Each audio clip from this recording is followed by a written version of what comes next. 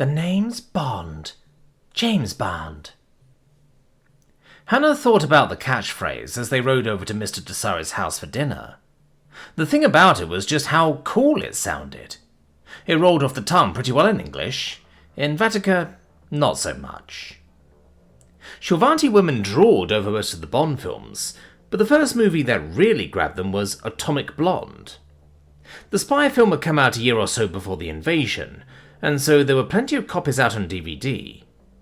Some human guy had probably shown it to his Marine date, and there was Charlize Theron kicking the hell out of bad guys in Berlin before the wall fell. It was a pretty good movie, but being one of relatively few recent action movies with a woman in the starring role, it had taken off. Shorvanti women loved James Bond and Schwarzenegger, and pretty much any film where the guy took his shirt off. But a woman protagonist?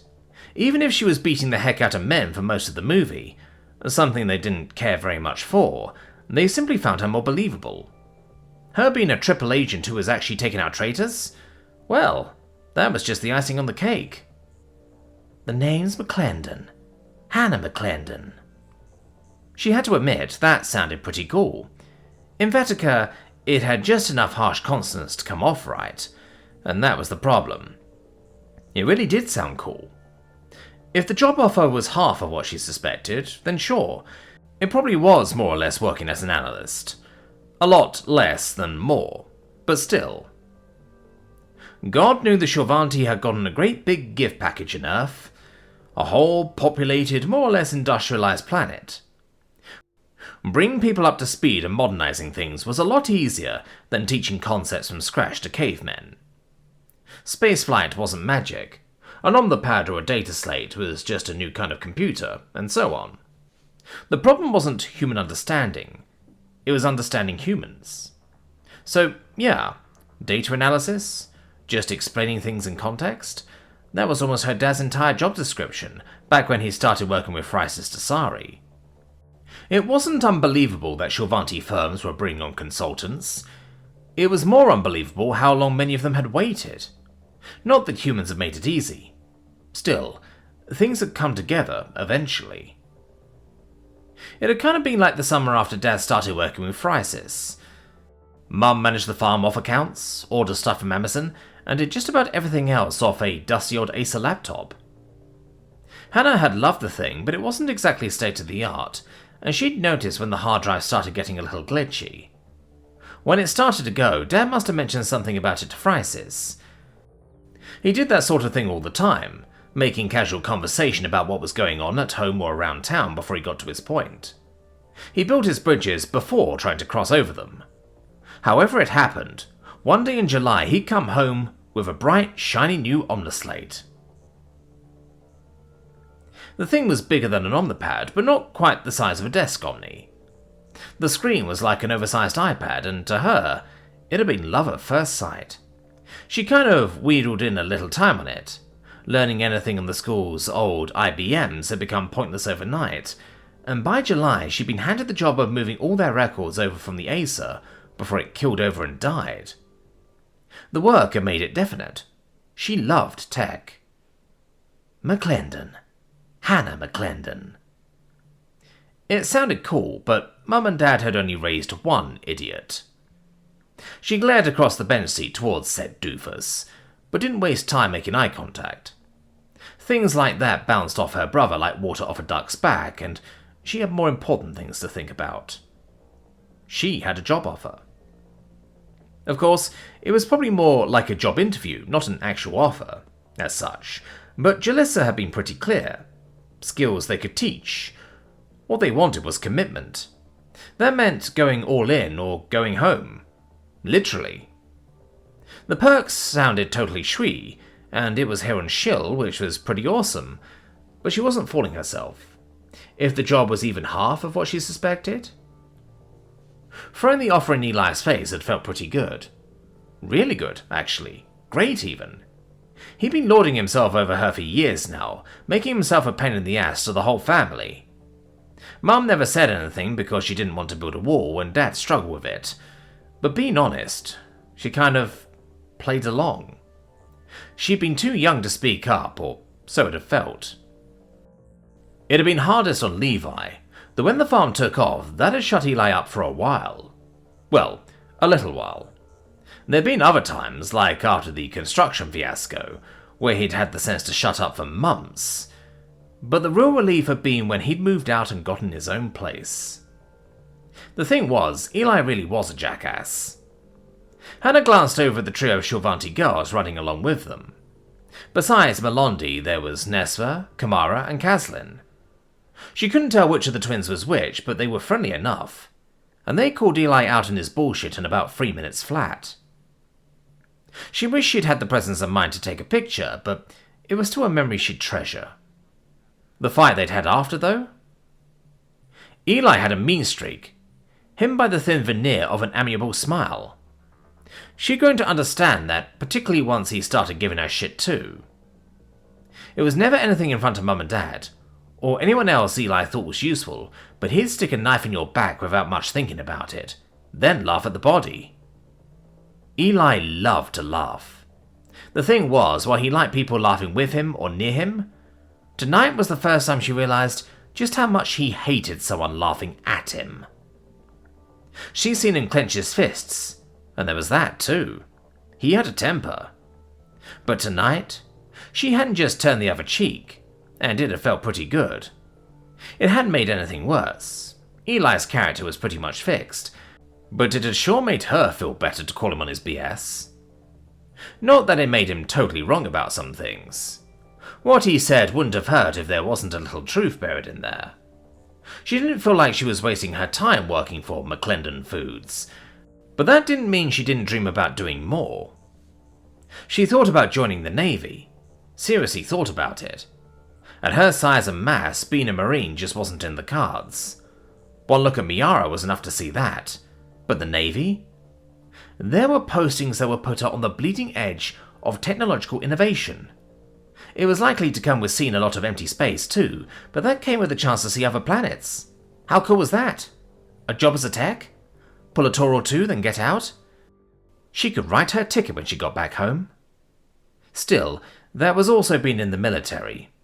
It promised her a chance at the perks she wanted, but had a lot of drawbacks too.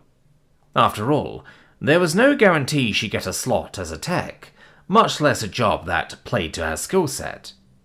That much of Jealous' job pitch at the tide pool had kind of gotten to her.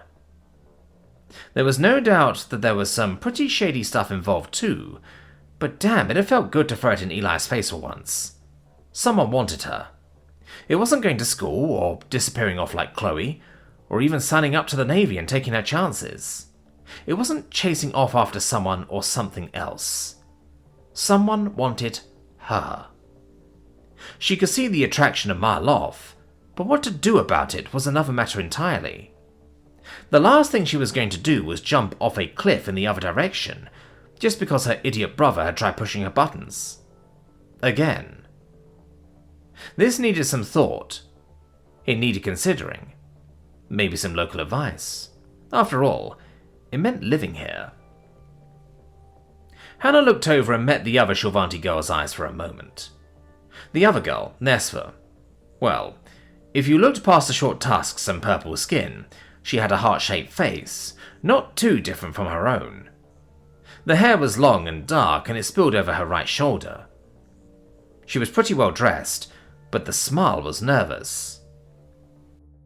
Hannah flashed the girl a friendly smile, and made up her mind to talk to some of the academy students over dinner. That was the thing. She needed some perspective from people she trusted. The people who made a difference, and who her choices would affect most. There was Mum and Dad, of course, but when it came down to it...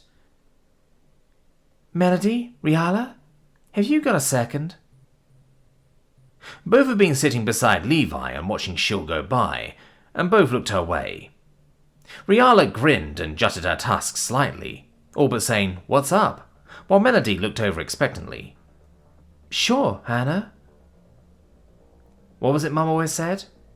The best way to know what someone was thinking was to ask them, even if you were sometimes just asking yourself. I was wondering, could I talk with you both for a couple of minutes after dinner? It was bright and early local time, but not too early, when Pris arrived and stepped out of the autocab and looked about. One of 3 cities on Willist, Vardorsch was a company town, but not a very big one. It served its functions with respect to the surrounding farms well enough. As such, it lived and breathed all things Turox, sometimes with great care depending on wind direction, from the abattoirs to the packing plants to the nearby spaceport. In concert with all things meat and money related, the town also boasted a reasonable community providing goods and services to the ranchers. Priscilla looked over the conservative office building that held the distinction of having had the dust and grime washed off it recently. The name, lettered neatly on the entrance, was The Legal Pioneers, which lent the whole affair a touch of whimsy, and she checked herself over one more time. Her suit was pressed, her shoes were polished, and she was ready to go. Whatever else, the firm, a trio named Branca, Kangrisha, and Zifreni, would see what she wanted them to see: a dedicated first-year law student sent across the stars to intern with their firm. It was a standard practice, though seldom so far from home. She knew more than enough law to fake it as a first year, and with Willis being so far from Atherton, it would be impossible to check. Didn't they get the notice? Ever so sorry. Why, she'd hardly be underfoot. 2 weeks here, and just think of me as free labour, your ladyships. Really, it was just that. As a first year in law school, internships weren't quite down to fetching drinks, but the notion was to expose a student to the pace and practices of a firm, and while some law pods were better than others, it was a matter of seasoning the student, rather than taking the legal world by storm. Priscilla entered the lobby and buzzed for admittance, and within a few moments was rung through. Just past the double doors, 3 young women were at their desks, surrounded by discarded hard copies, stacks of omnipads in chaotic disarray, and all the flotsam and jetsam of an office hard at work. One of the girls hung up on a call, exhaled wearily, and looked her over at her approach. "How can we help you, miss?" "Priscilla Desane." She offered over a fist in greeting, and plastered on a winning smile full of confidence. "I'm a legal student from Atherton. I was sent to intern during Nifrovi. I believe your barristers are expecting me?" The woman looked her up and down before glancing over at the other 2 women in the room. "You were sent here? All the way from Atherton?" The blossoming smirks on the other 2 women were less than reassuring as they set their work down and slashed down at their desks. "Goddess, kid." Another leaned back and clasped her hands behind her head. "Someone up there definitely doesn't like you." That produced a snort of laughter as the women bumped fists with insouciant grins. "Well, joyful Ifrovia and all that. Grab a seat. Are you any good at video games?" Dr. Bradoon finished checking over the last section of bait and called it a day. Daylight was too damn short for prowling around the gardens outside the Northern Palace, but it was what it was. She had a job to do, and killing off the Pouchadillo menace had Princess Camordra's panties in a twist. Not that she could blame her. The bitey little fuckers dug holes everywhere, and for anyone into gardening, they were a gigantic pain in the ass. Thing was, they also were kind of torpid in the cold, and were a lot more at home in the tunnels back in the city. They were omnivores and could get along on just about anything, no matter how disgusting, but out here in the middle of nowhere, the little bastards were practically starving. Sooner or later, they'd probably either die out, or find their way inside the palace buildings, where there'd be a real pain in the twat to kill off. That'd mean poison, fumigation, traps, and all sorts of shit just to clear the little bitches out. Mind you, it could be done before spring. Time enough for the army of gardeners to get the place all sorted out and spruced up, and whatever the fuck else they needed to do, to turn this winter retreat into something nice for the tourists to gawk at. At least killing the little fuckers off was easy enough work, as long as the little bastards didn't spread inside, and she pondered the unexpected turn of events the last day had taken. Hela must be laughing her ass off. The Dark Goddess had been damned good to her. Duktra secured the last of her cages, and turned to look at the palace as twilight fell. It was nice digs. Cold as shit, but not a bad place. And the paycheck for a job this big could set an exterminator up for quite a while. Of course, there was only one person she needed to exterminate, and the payoff would be a whole lot larger than scragging a few clutches of vermin. Heller really fucking liked her. No doubt about it. One more job, and she'd be gone, gone, gone. Priscilla got to know the three legal clerks of the legal pioneers fairly quickly. Trisk, Vonda, and Greentext were nice enough and soaked up her tales of life on a more urban planet with interest. They asked questions about Atherton, true, her schooling, mostly true, and her trip here, also true, which made the expected introductions fairly easy. Less expected was that they were also bored. Pris had expected to settle in and spend some time until one of the three actual barristers came available, then spill her tale of being sent here as helpful labour. The story wasn't utter fiction, but she was fully prepared to grovel with her tale of woe. Being sent back without serving would be a disaster, and surely she could just help out around the firm, sorting, taking calls, and filing. Particularly filing. The casework involving the Sasana Ranch would be here somewhere, and she owed it to Belder to see what was going on. The foreclosure action was ridiculous, and everything she'd seen so far was utterly incongruous with a business in trouble. As far as she'd been able to tell, every ranch brought their Turoks in for a sale on a rota. With a low axial tilt, Willis had no seasons to speak of, and the ranchers had long ago fallen into a system so that the flow of Turoks out and income in rotated around. A few cautious questions to Belder, when she brought her into town, revealed that everyone got their annual payout without glutting the system, covered their debts, and earned a healthy profit on a same-time next-year basis. So why was someone calling in debts early on the Sasana Ranch? It wasn't just suspicious of the Deeps. It was a legal fiddle she'd heard before. Every so often one of the larger houses would try and pull a fast one on a lesser house, and her mothers, either her mother Failerin or her co-mother Edaris, would shake them by the scruff of the neck until it stopped. What she needed was the particulars, which would be in a file here somewhere. Surely the clerks would be too busy to notice one legal intern as she poked around. That's what interns did. The reality, on the other hand?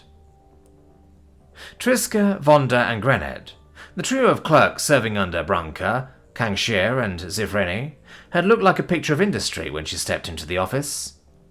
After learning Pris was there to intern, that picture had changed. Busy? Hardly. On the pack calls? A bluff whenever someone buzzed to enter. Work to death? Loop in your Omni to the video server, intern. The three barristers running the firm? In their offices. Out at lunch. Returning soon? Fat chance of that, governess. As a working lunch, the legal pioneers were deeply engrossed in the daily special behind closed doors at one of the better restaurants in town, and racking up billable hours with their clients. In the meantime, Triska, Vonda, and Greentext were only too happy to loop it into their daily game of galaxy conquest. Having a good route through the office for the Sasana file, that was out. One thing she had learned was that the other two law pods on Willist all charted the same course, racking up consultation and research fees with one another, working for remote clients too distant to know and too out of their depths to ask. The other interesting item was all about lunch. The legal pioneers, the Sasana family's law pod, made a regular habit of taking lunch with the trio of Fair Play Law, the firm foreclosing on the Sasana Ranch. Trick's sister Sari waited until she saw her moment. Dinner with her mothers was usually something of an ordeal. Her birth mother was a lot of things, but as a cook? Well, her uncle was the real thing, but watching her mother and uncle go at it in the kitchen? Not so good either. Still, it provided just the cover she needed for a private word with Melondi Sandoka. How many times had she tried to nudge Solana in the right direction? More than she could remember, to say nothing of her mother's, but for an Roving miracle, Solana seemed to be paying attention. She spent the whole other day being solicitous to Vadim, and since they weren't related by genome, well, her mothers were right about money. It was best when you kept it all in the family. The girl was alone after walking through the serving line. Trixis looked over Melondi and smiled as she slipped in beside her. It's Melondi, right? Hi, I'm Trixis. Do you have a moment? The girl was amenable enough, so getting her off to the side of the room wasn't a problem. It wasn't like an ambush. Well, it kind of was, but it was necessary, wasn't it? Solana needed looking after, and hooking her up with Vadim was the best bet she'd had in years. But that meant dealing with the competition. Well, you looked out for your own, didn't you? Goddess loved her little sister, but some things just needed a married woman's touch. We haven't had a chance to meet, but Solana and I couldn't help but notice how attached you are to our cousin, Vadim. Trixie saw the girl stiffen, but who could fault her for that? Working at the restaurant, bussing tables. Academy girl or no, details on her family had been sketchy at best. She was clearly some dame's daughter, and there on her grades, not on her wealth. Her interest in Vadim was sweet, but she was just as clearly looking to marry up. Solana and I are just touched to see someone looking out for him. Two men, living alone like this. It's just a shame. I know Solana will appreciate everything you've done later on. Melondi looked startled, but who could fault the poor dear? I'm sorry. I don't... Now, Mel. I can call you Mel, can't I? You know how these things are. This is an internal house matter. Trixis held up a hand and shook her head. The girl was cute, and would make someone a good wife. If she was as smart as she claimed, she could very well be a co-wife for Solana. Empress, someone needed to watch over her sister. But later? Right now the girl was aiming above her station and needed to be put in her place. Solana and Vadim just make sense as a match. Why, give it a few days, and I'm sure our matriarch will make a formal proposal. You don't want to embarrass yourself. Trust me, I'm a married woman, and I know how these things are. Trixis felt real sympathy for the girl. Anger and denial were chasing each other over her face, though, to her credit, they disappeared just as quickly.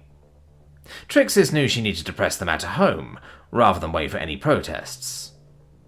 There were countless baronets for every duchess, and dames beyond counting for every baroness. At least her mother was moving up, but how easily she could have ended up like Melondi. It didn't bear thinking about. I hope no one tells you these things about arrangements. Mothers just handle matches, and girls like you have their hopes. I don't want to put you off, of course, but you just need to be patient. Why, I'm the first wife of my family, and even I have to bend to necessity. Trixis said kindly, offering her a smile. You can't imagine how hard it was to finalize my wedding, what with my family being stationed on Earth. Why, here on Shill, I expect that you never had to consider who you'd marry, did you? I'm sure it was all in safe hands with your mothers.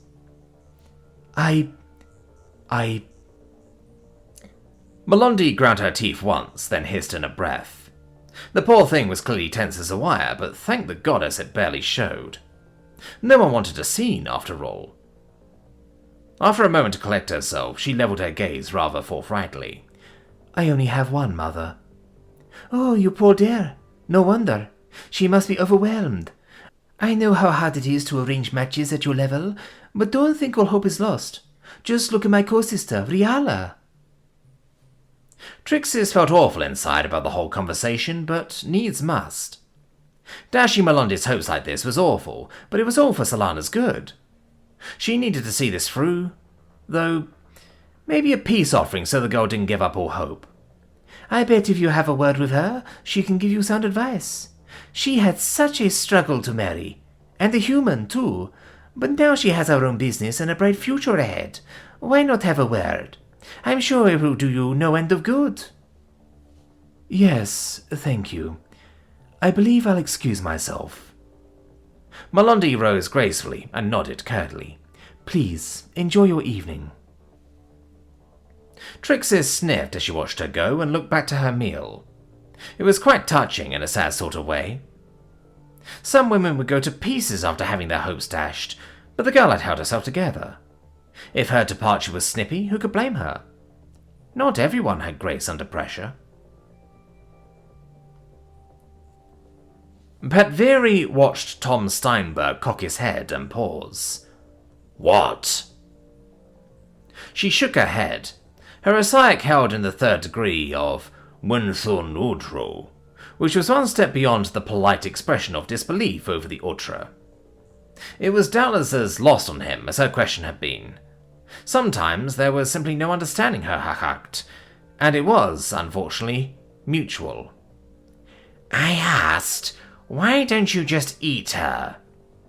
Petveri bristled, flatly repeating the question. This gulf woman whose yacht we are sinking, isn't this a lot of effort to escalate a blood feud? Whoa! Who said anything about a blood feud? Tom held up his hand in what was either a gesture of denial or the comms dark space sign for I want to grope you. Given his background, it was almost certainly the former, but it lent the conversation another layer of the bizarre. Unfortunately, there wasn't a fourth position of Munthun Urudo, but she felt her Osaic bristle as he carried on. We're just blowing up a ship and stealing some stuff. It's therapeutic. Therapeutic? She blinked at that. Sometimes her hahakt was utterly comprehensible, even admirable, and others? This woman insulted your mate and offspring. Such a thing is grounds for a blood feud, yet you are committing major property damage instead. That is not how my people do things. Right. And just how do your people do things? Just go for the throat and eat a person? How does that work? Tom sat back and sighed, in the way he did when he was expressing first-degree exasperation or disbelief, but did not place a hand over his eyes. That seemed to be human for second degree, and instead he simply canted his head, in the Shulvanti fashion. It was a disconcerting blend of cultures, but at least she could read the gist of it. Besides, it is therapeutic. I feel worlds better afterward. Petveri tried again. Did her yacht offend you? Is it the source of her insult? Well, no. Maybe symbolically. He shrugged again, and while the degree was hazy, she thought it was probably first-degree incomprehension. It's not like I can blow up the beach now, is it? Precisely. If you're in a blood feud over a prize, you fight your opposition. You do not destroy the prize. She felt her fur bristle, which was awkward enough. There was still an itch of salt water against her skin, and now they were going through another dry run. Staring at the water, she decided the irony was already thick enough, and forced her pelt to subside. My people do not commit acts of waste in a blood feud. Don't tell me Pezrin don't blow shit up. I know better. Tom arched an eyebrow at her. She was still trying to pin down the degree of the gesture as he continued. You people blow stuff up all the time. Besides, this isn't a blood feud. You want me to eat someone instead? Kid, you have one huge problem with proper escalation. I was thinking the same about you, she replied, lowering her Osaic. Now can we please simply get this? She stared at the cold water again. The wetsuit was surely some device used in torture. This practice over with? Nah, let's get this out in the open, right now. Her hahakt hunkered down and clasped his hands earnestly. Either that, or he was making a dominance claim for the wishbone. You think that a normal course of escalation is eating someone? Hell, you're even planning on eating me, so how's that work? There's no blood feud, so how about you run that past me? Of course I will. You must eat your hahakt, she sniffed. She'd almost said, the people you respect, but this conversation was casting such matters in doubt. Again. You also eat your enemies if they are worthy, opportunity allowing. We do not simply wander around eating people at random. This is not Pesh. Life here is not a matter of starvation. You wanted to eat Shanky? Tom cocked an eyebrow at her again, pointedly, then over at the rhino currently trying to squeeze under the sofa.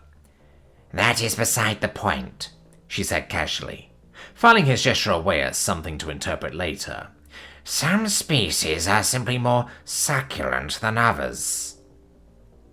Tom shook his head, his oddly flat brown eyes staring at her mournfully for a moment, before going back into running over the checklist again, as if she was a kit. Dark mother, she was a trained scout. She understood the need for such things. Naturally, you did an equipment check, particularly since his scuba gear was alien to her. You did not want to learn as you went, particularly in a hostile environment. How far to stay away from the bomb? It was almost disrespectful of him, but at least that held no insult to her sensibilities. The level of explosion was critical, and the force of the blast would travel in the liquid medium. Being rendered unconscious would be lethal. Where the chandelier was? Well, that was of no consequence. It was a fixed location, and what mattered more would be if the yacht settled to the bottom on its keel or on its side. After inflating sufficient airbags about their prize to provide buoyancy, it was simply a matter of detaching it. After that, it would float to the surface for recovery by Tom and Dragan, who would be providing cover with his team, such as they were. After meeting them, she had doubts about such characters. Honestly, what did she have to learn from this human? He had no sense of proportional response, and his acts of violence seemed aimless. What possible reason could there be for further association? So remember, have fun while you're down there. Not likely. And steal anything you want. Of course, her Hahukt did have a few redeeming qualities. Hannah didn't shake her head, but she thought about it. Damn, now that was catty. I don't know how you can say that, Phrysis exclaimed. Why do you always have to be like this? Honestly, were you born pretentious? Everyone loves my specialty. Don't speak sharply about something you only know bluntly, Bodine sniffed, mixing a bowl of Grauner stuffing. And I wasn't born pretentious. I had to practice. Hannah watched the conversation between Mr. Desari and Phrysis, but it was overhearing Trixis that blew her mind. Even after all these years. Mum and Dad were in the kitchen with the other adults, and she scooted through first while everyone else was dealing with Joshua and Cassie. Levi was improvising 2 high chairs when she left the dining room, just in time to overhear Trixis. Back in the day, she'd imagined that if you flipped the sexes around, that Shorvanti guys would be catty and vain, not the women. Well, the guys were vain, Jacqueline notwithstanding, but they weren't catty. Why would they be? They only had to smile and Shorvanti girls turned into mush. Men had basically zero competition now, which was the only thing that let her retard of a brother get away with a lot of the jackassery he pulled.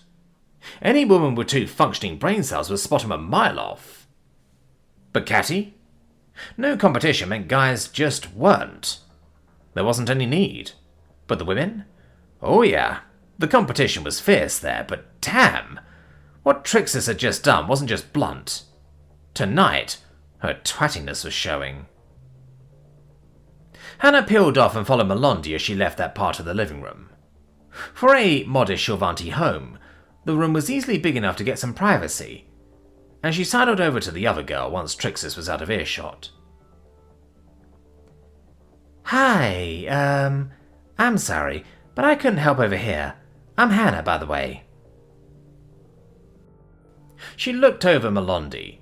From what she'd seen, the Shorvanti girl was pretty, but just now there was a stormy expression in her eyes. That seemed fair enough, all things Trixis and Solana considered, and Hannah offered up her fist and tried again. You know the interesting thing about holes?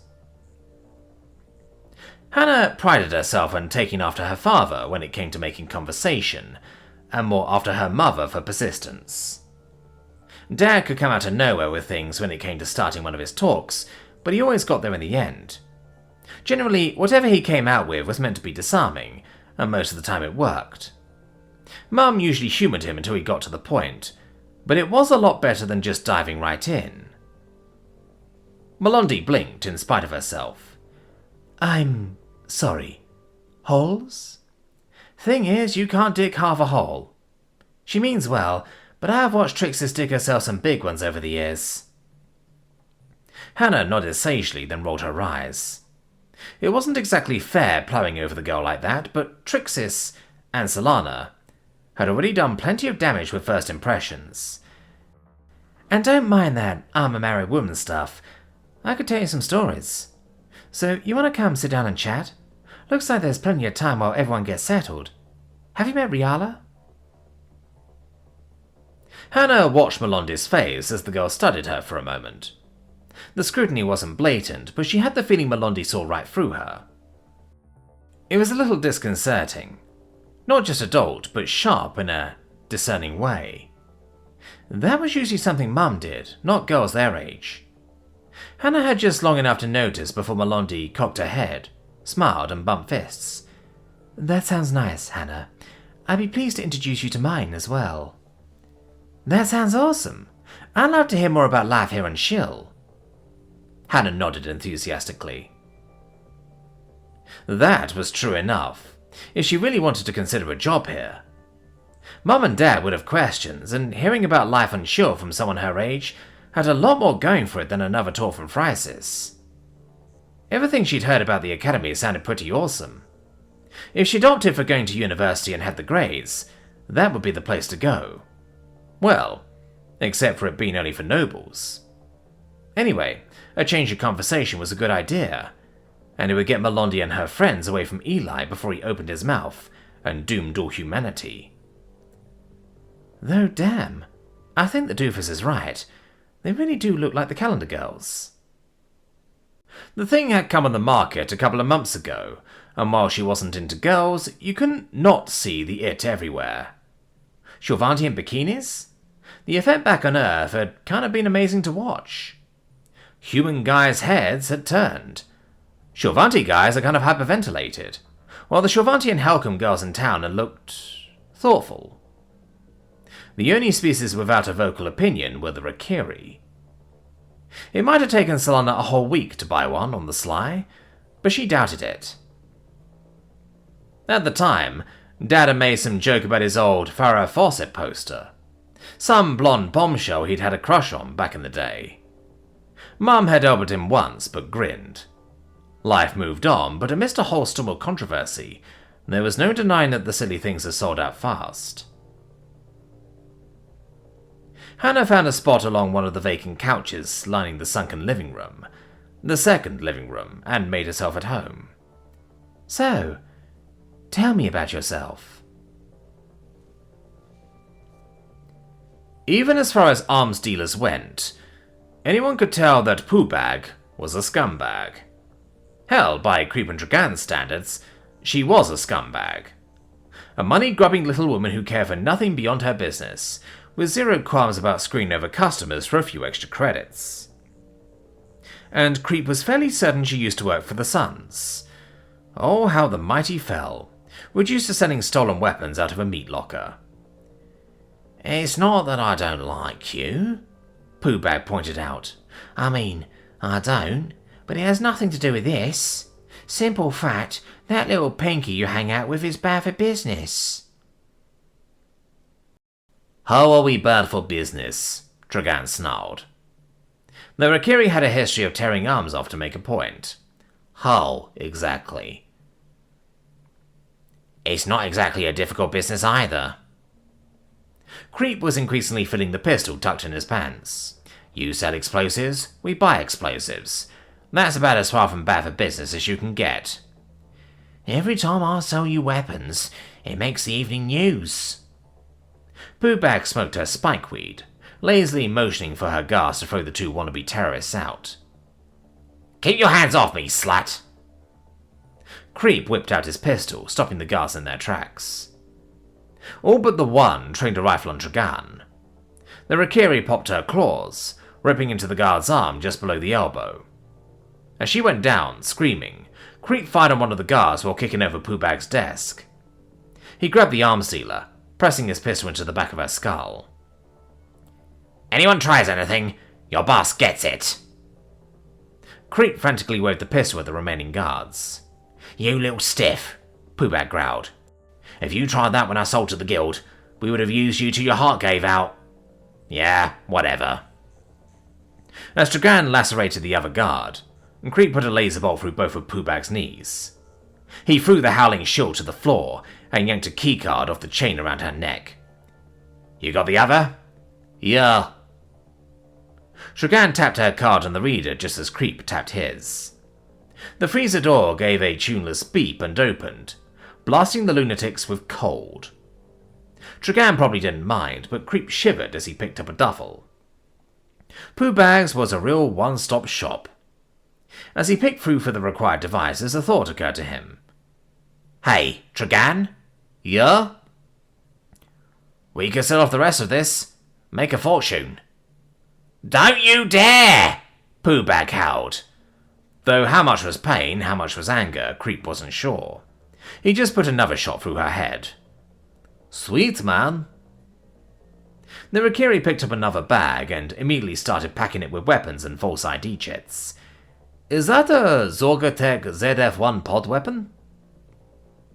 Dragan picked up the gun and held it at her hip, in the classic action hero pose.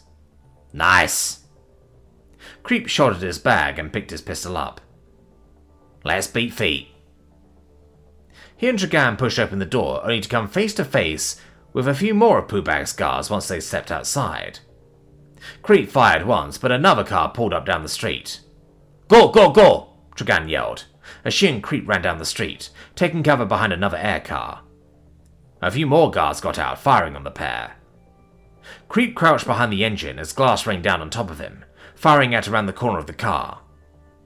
Dragan shot at the ZF-1, punching holes in one of the guards. As she fired, Creep ran across the street, taking cover behind a dumpster. He laid down some covering fire as Dragan joined him. The remaining guards kept shooting as Creep and Dragan disappeared down an alley. The shooting stopped once the guards realized they were gone. In the silence that followed, all that remained were the sounds of someone screaming in horror. It was all for a good cause. Well, and the money. The marina gig just needed more of a bang.